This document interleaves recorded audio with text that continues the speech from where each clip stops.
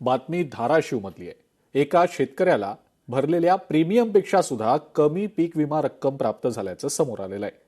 दिव्यांग शेतकऱ्याला केवळ 211 रुपये इतकाच विमा मिळालाय। या शेतकऱ्यानं 700 रुपये उसने घेत विमा हप्ता भरलेला होता। दिव्यांग शेतकरी दाम्पत्याची विमा कंपनीनं थट्टा केल्याची खंत देखील आता व्यक्त होतीये। या सगळ्या प्रकारानंतर आता संतप्त शेतकऱ्यांनी चक्काजाम आंदोलनाचा इशारा देखील दिलाय।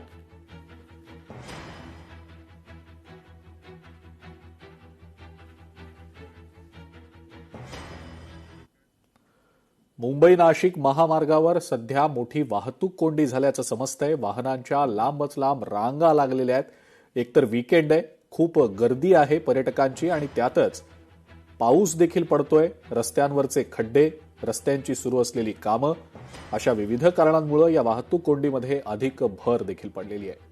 महामार्ग पोलीस अनेक ठिकाणी वाहतूक कोंडी फोडण्याची सातत्यानं प्रयत्न करतायत, वाहतूक सुरळीत करण्याचे प्रयत्न करतायत, पण अजूनही वाहतूक कोंडी कायम असल्याचं समजतंय। नाशिकमध्ये खड्ड्यात गाडी आदळल्यानं अपघात झाल्यानंतर एका 68 वर्षीय वृद्ध महिलेचा मृत्यू झाला होता। मंत्री गिरीश महाजन यांनी या महिलेच्या कुटुंबियांची सांत्वनपर भेट घेतलेली आहे।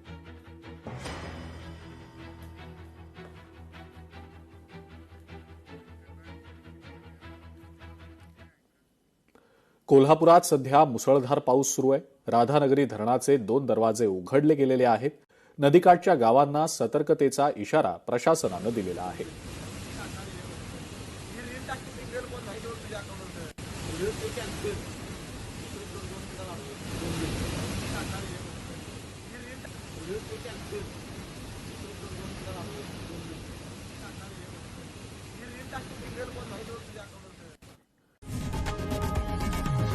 लोकशाही मराठी ऐका, पहा, जागरूक रहा।